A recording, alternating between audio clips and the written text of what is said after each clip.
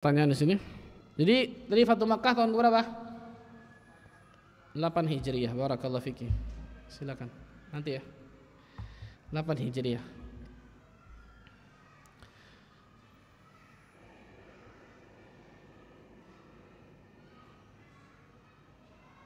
Ini sudah jawab insyaallah. Assalamualaikum warahmatullahi wabarakatuh. Waalaikumsalam warahmatullahi wabarakatuh. Mohon izin bertanya Ustaz, bagaimana cara mengajak keluarga menegakkan amar ma'ruf nahi mungkar dengan cara-cara yang lemah lembut, kasih sayang tanpa menggurui dan menasehati, terutama kepada keluarga yang lebih tua. Sebagai pribadi yang masih belajar tentunya perlu keberanian untuk memberitahu. Mohon arahannya. Ini yang saya katakan tadi, lakukan 16 cara ini insyaallah. Semoga Allah Azza wa Jalla berikan kemudahan. Fatu Makkah terjadi tahun 8. Oh iya betul. Ya telat insyaallah nih. Dalam berdakwah mana yang lebih utama? Manhaj Rasulullah dan manhaj salafus saleh. Sama dua-duanya. Manhaj Rasulullah, manhaj itu kan metode. Cara beragama.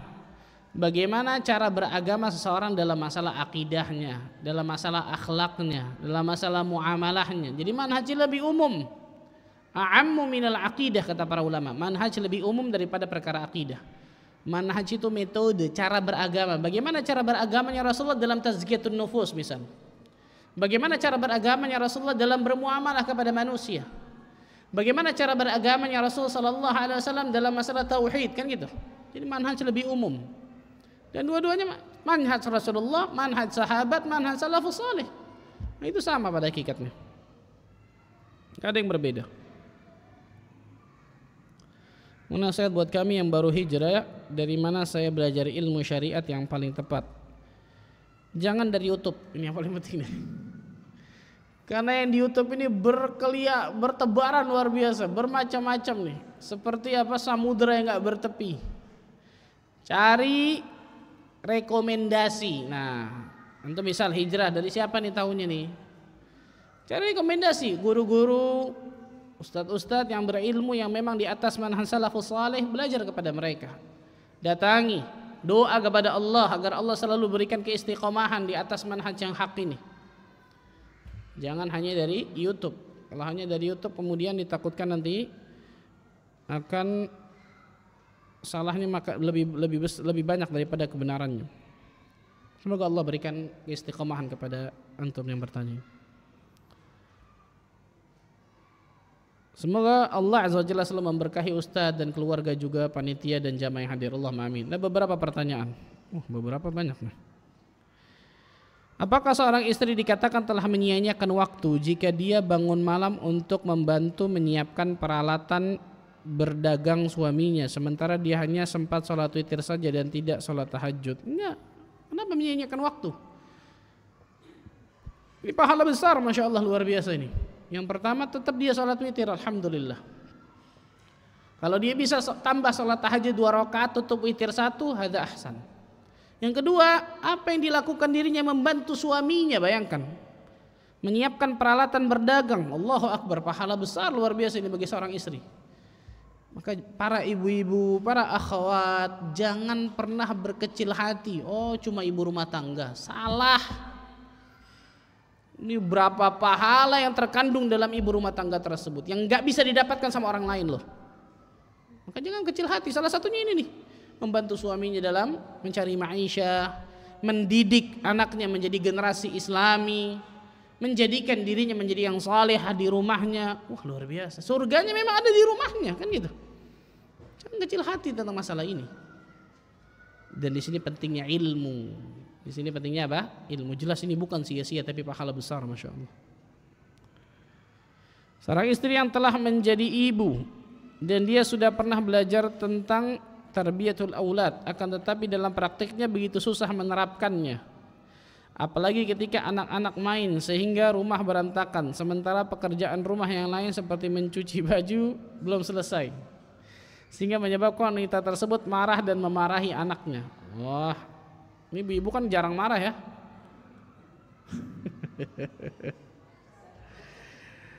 Setiap hari 7 oktav, luar biasa, masya Allah. Bagaimana cara agar penerapan apa yang terjadi pelajari tersebut? Doa kepada Allah.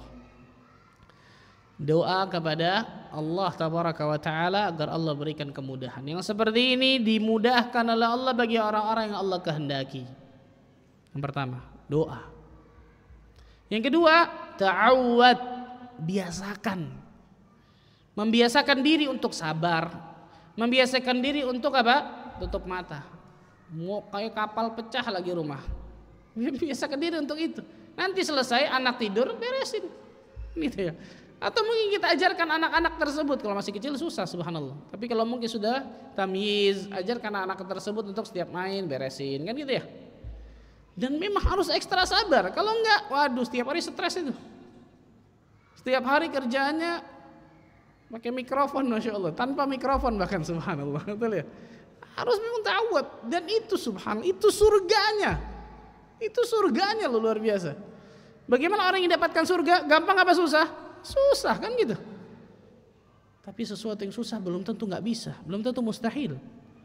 Maka minta petunjuk kepada Allah Azza wa Jalla, minta pertolongan kepada Allah. Nabi SAW menyebutkan, ihris ala ma yanfa'uka. Bersemangatlah untuk mendapatkan sesuatu yang bermanfaat untukmu. Wasta'in billah, minta pertolongan kepada Allah. Wala ta'jiz, dan jangan lemah dalam melakukan itu semua. 3 nih. Semangat sungguh-sungguh untuk mendapatkan sesuatu yang bermanfaat.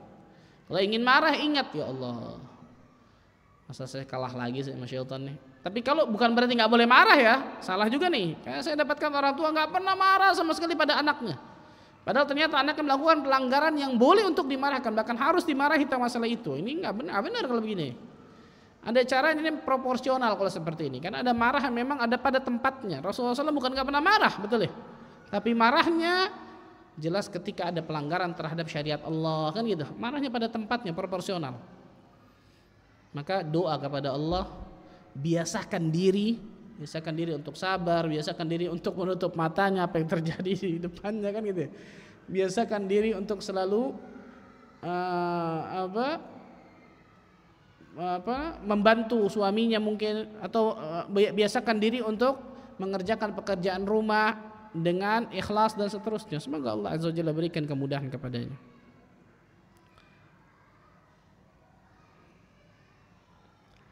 Mohon nasihatnya kita agar bisa teguh beragama. Ini kajian 2 jam lagi, masya Allah, ini panjang. Insya Allah mudah-mudahan kita bisa bahas masalah istiqamah.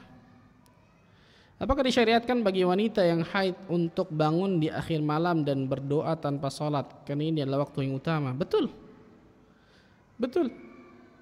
Karena ketika seseorang bangun malam, entah itu di sepertiga malam atau mungkin di akhir malam, ada banyak ibadah yang bisa dia lakukan, bukan hanya sholat. Betul ya? Bukan hanya sholat, ada banyak ibadah yang bisa dilakukan. Salah satunya doa. Jadi salah ketika seorang akhwat berpikir, mempunyai mindset, wah kalau haid berarti libur ibadah. Ini salah nih. Kalau haid berarti libur ibadahnya. Salah, perhatikan baik-baik ini. Kita diciptakan di atas muka bumi ini memang untuk ibadah kepada Allah Azza wa Jalla. Dan ibadah kita sebanyak-banyaknya. Yang gak boleh kan sholat, puasa, digauli oleh suaminya, kan gitu ya. Memegang mushaf, ulama khilaf tentang masalah tersebut dan seterusnya. Kalau mushaf tersebut di HP-nya, sepakat ulama boleh. Atau kemudian mushaf tersebut ada terjemahannya atau tafsirnya, boleh insya Allah. Dia bisa berdoa bangun malam, dia bisa sholat, dia bisa bersalawat kepada Rasul sallallahu alaihi wasallam, dia bisa istighfar dan taubat, dia bisa untuk baca Quran dengan tadi mushaf ataupun mushaf terjemah ataupun HP, apapun bisa dilakukan. Jadi jangan berpikir ketika seorang wanita haid ataupun nifas berarti ibadahnya lagi libur, lagi perek, libur. Ini salah nih. Karena kita diciptakan di atas muka bumi ini adalah ibadah, untuk ibadah. Jadi setiap waktu seorang mukmin dan mukminah harus bernilai pahala di dalamnya. Dan ini kenikmatan besar bagi orang-orang yang Allah berikan kemudahan untuk bisa melakukan ini. Apa hukum mengambil Al-Quran dengan tangan kiri? Kalau ditanya boleh atau tidak, jawabannya boleh. Mengambil Al-Quran dengan tangan kiri, mengambil, boleh jawabannya. Kebanyakan orang yang sholat di masjid-masjid jika hendak membaca Al-Quran, ia mengambil mushaf dengan tangan kirinya. Dan saya pernah melihat salah satu masyayikh melakukan hal itu berkali-kali. Nggak ada masalah. Tapi kalau kemudian dengan tangan kanannya dia biasakan, hadza afdal kelihatannya. Ini mungkin lebih bagus. Ini kelihatan insyaallah mungkin lebih bagus karena untuk beradab kepada Al-Qur'an. Tapi nggak ada masalah, nggak sampai dosa ketika seorang mengambil Al-Qur'an dengan tangan kirinya. Wallahu taala a'lam bissawab. Ada yang bertanya di sini mungkin? Silakan, Bu. Waalaikumsalam warahmatullahi wabarakatuh. Oh banyak, masya Allah. Satu-satu.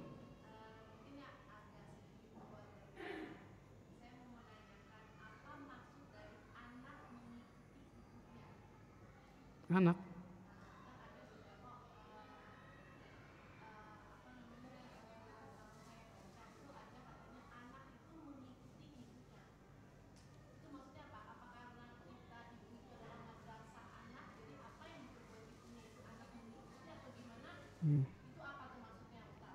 Saya nggak tahu tuh, anak itu ibu apa maksudnya? yang ada hadisnya, zakatul jani zakatu ummihi. Yang ada hadisnya ya, sembelihan janin itu sembelihan ibunya. Ini ada. Misal yang disembelih ternyata itu betina. Ini boleh apa enggak? Ini hadis ini. Banyak orang ketika Idul Adha kalau perempuan nggak mau motong, ini salah ini. Ini hadis ini. Sembelihan anak itu sembelihan ibunya. Ketika disembelih ternyata itu betina, ternyata di dalamnya ada anaknya dan anaknya sudah menikmati juga misal, maka sudah halal pada hakikatnya karena sudah disembelih siapa? Ibunya. Kecuali ketika di dalam rahim ternyata dikeluarkan anaknya masih ada, masih hidup, disembelih lagi kan gitu. Nah, itu yang saya tahu kalau anak mengikuti ibunya, wallah alam, mungkin ini masalah parenting kali ya. Tentang masalah madrasatul ula. Ibu itu adalah sekolah pertama dari anaknya tersebut.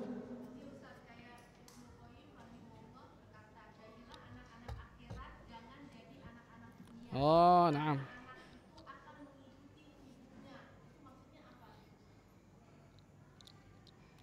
Kalau sebentar. Kalau tentang fakunu abna'il akhirah wala takunu abna'id dunya. Jangan kalian jadilah kalian menjadi anak-anak negeri akhirat, jangan kalian menjadi anak-anak negeri dunia. Ini yang saya tahu perkataan Ali bin Abi Thalib radhiyallahu anhu. Perkataan Ali bin Abi Thalib. Nah, kalau lanjutannya nih saya baru tahu nih, wallahu alam. Karena anak mengikuti ibunya saya belum tahu, wallahu alam. Tapi kelihatannya kalau saya lihat mungkin ini masalah parenting, masalah pendidikan anak. Yang mendidik anak tersebut itu yang paling sering berkomunikasi dan berinteraksi dengan anak tersebut adalah ibunya gitu. Kalau ibunya tukang gosip, jangan kaget kalau anaknya ketika besar jadi apa? Tukang gosip kan gitu. Itu mungkin yang saya tahu, tapi saya baru pertama tahu, masya Allah nih, wallahu a'lam bishawab. Ya.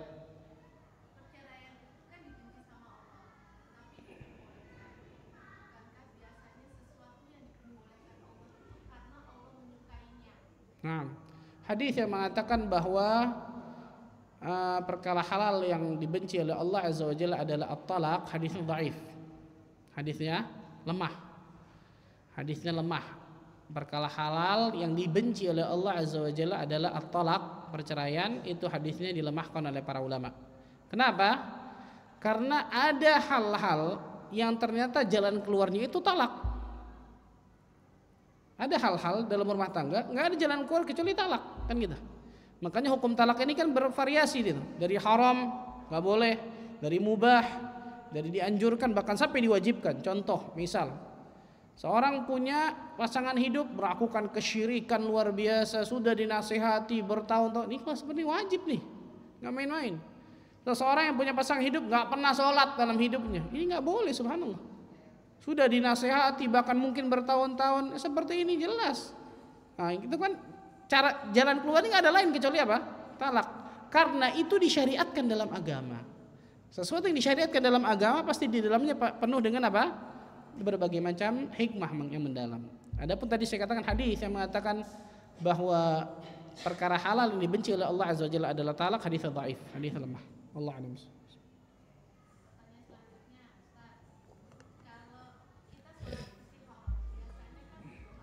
Ya.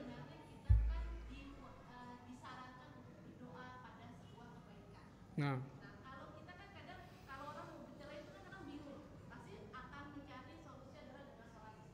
Nah.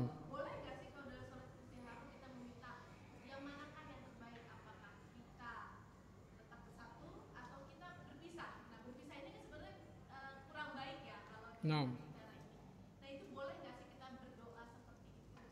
Nah, yang pertama kurang baik bisa jadi menurut kita tapi belum tentu menurut Allah Azza wa Jalla. Betul ya? Berapa banyak ternyata yang kita harapkan, kita inginkan, Allah Azza wa Jalla memberikan yang lain, yang ternyata ini lebih baik bagi kita, yang kita ketahui setelahnya. Betul ya? Ini pertama. Yang kedua, kalau kita lihat doa istikharah, Allahumma in kunta ta'lamu anna hadzal amr. Salah satu doanya kan panjang. Ya Allah, kalau engkau tahu hadza al-amr, hadza itu ismul isyarah. Dalam bahasa Arab isim isyarah yang menunjuk kepada yang jelas. Al-amr, al itu alif lam al-mu'arraf yang sudah dikenal. Berarti maksudnya apa? Kalau orang mau istikharah, tetapin dulu satu ini. Nanti kan nih, bukan dibuka begitu aja, tetapin dulu satu. Kalau satu ini yang terbaik, Allah akan berikan kemudahan-kemudahan di dalamnya. Kalau bukan ini yang terbaik, Allah Azza wa Jalla akan berikan kesulitan-kesulitan dan Allah akan gantikan yang jauh lebih baik. Contoh, kita mau nikah, kan biasanya istikharah masalah apa nih? Nikah doang akhirnya. Padahal ternyata banyak banget luar biasa istikharah. Masalah kerjaan ngambil atau tidak, masalah dagang selesai atau tidak, ngambil, kan gitu ya, banyak luar biasa. Nah, tetapin dulu satu. Misal ada ikhwan nazar sini, terus nazar. Abu nazar luar biasa nih, banyak nazar. Habis itu kemudian istikharah semuanya diistikharahin. Ini salah. Syekh Masyhur mengatakan dalam kitabnya Akhtaul Musallin, ini salah yang seperti ini. Tetapin dulu satu. Nah, ini kelihatannya ini nih dari kriteria anak, mungkin yang lebih pandangan yang lebih salihah dan seterusnya. Kalau ini yang terbaik, Allah akan berikan kemudahan ke situ. Kalau bukan ini yang terbaik, Allah akan berikan kesulitan dan Allah akan ganti yang jauh lebih baik. Entah itu dari kecenderungan hati, entah dari yang lainnya dan seterusnya, kan gitu. Salah satunya tadi, apakah kemudian tetap melanjutkan rumah tangga atau kemudian berpisah? Kalau kemudian indikator tadi, saya katakan, dia sudah nanya ustadz, sudah nanya orang yang berilmu, sudah kemudian berdiskusi juga kepada orang-orang yang hikmah, dari orang yang lebih tua mungkin dan seterusnya. Hati saya lebih besar kelihatannya pisah Ustaz. Apa itu? Kenapa? Alasannya 1, 2, 3, 4. Ini yang diistikharahkan. Kalau ini yang terbaik, Allah berikan kemudahan. Kalau ini yang bukan yang terbaik, Allah kasih kesulitan. Nyatu lagi insya Allah, kan gitu. Ini.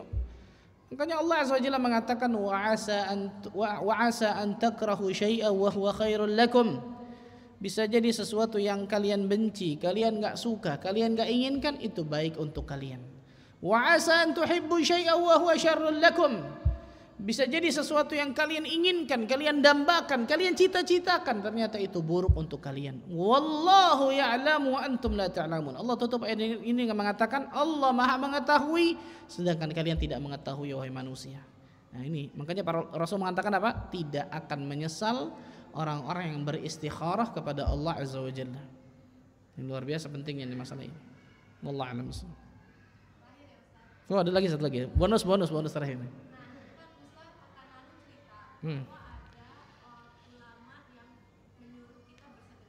No. Iya, no.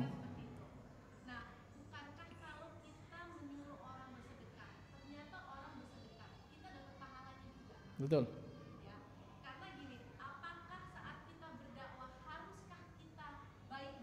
Nah, sahih betul. Harus mencontohkan dulu baru kita berdakwah, atau dengan kita berdakwah meskipun kita nggak sanggup melakukan apa yang kita dakwahin itu, tapi kita dapat pahalanya. Betul. Syekh Abdul Razak ketika ditanya beliau menjelaskan masalah ini.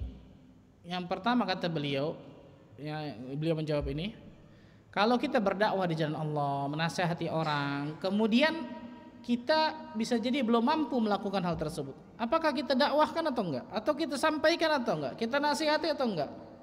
Kalau kita nggak usah lah, nggak usah sampaikan, anak belum seperti itulah. Ini salah kata Syekh. Yang paling terpenting adalah jangan ada di dalam hati kita meremehkan perkara itu. Beda sama tadi, betul ya? Ngajak sedekah, khatib tadi bukan ulama sebenarnya, khatib. Karena ulama nggak mungkin melakukan ini, karena ulama insya Allah mengamalkan ilmunya kan gitu. Tapi ketika anaknya sedekah, jangan, itu buat mereka bukan buat kita. Berarti kan dia meremehkan perbuatan itu gitu, amalan tersebut. Ini salah jelas kata para ulama.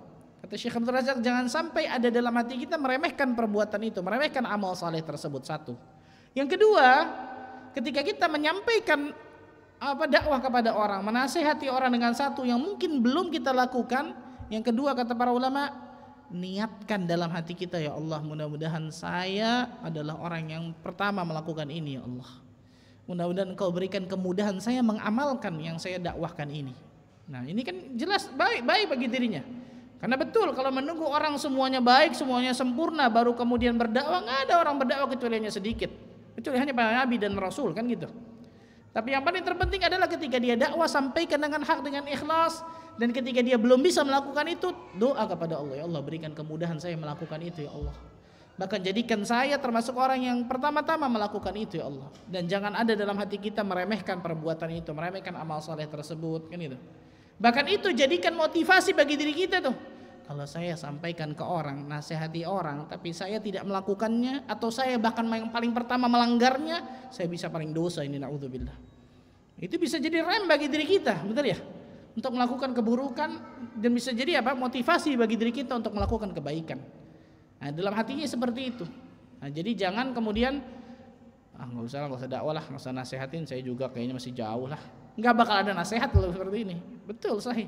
Tapi yang paling penting tadi yang pertama, jangan pernah meremehkan amalan tersebut, jangan pernah meremehkan sesuatu perbuatan tersebut. Yang kedua, niatkan dan doa kepada Allah agar mudah-mudahan saya orang yang pertama melakukan itu dan Allah berikan kemudahan untuk bisa mengamalkan itu. Yang ketiga, jadikan motivasi bagi diri kita agar bisa melakukan, mengamalkan perbuatan tersebut dan menjauhi dari larangan mungkin kita nasihati orang dengan larangan tersebut. Itu mungkin. Barakallahu fikum. Itu mungkin yang saya bisa sampaikan. Barakallahu fikum. Semoga Allah Azza wa Jalla berkahi pertemuan kita. Semoga Allah Azza wa Jalla jadikan diri kita termasuk golongan hamba-hamba Allah yang Allah berikan hidayah taufik untuk meniti siratal mustaqim. Sampai nantinya Allah Azza wa Jalla sampai nantinya Allah Azza wa Jalla wafatkan diri kita semua dalam keadaan husnul khatimah. Sebagaimana Allah Azza wa Jalla kumpulkan kita di masjid ini, semoga Allah bisa kumpulkan kita di surga Firdaus tanpa hisab dan tanpa azab. Allahumma amin rabbal alamin. Subhanakallah bihamdika, asyhadu an la ilaha illa anta astaghfiruka wa atubu ilaik. Wassalamualaikum warahmatullahi wabarakatuh.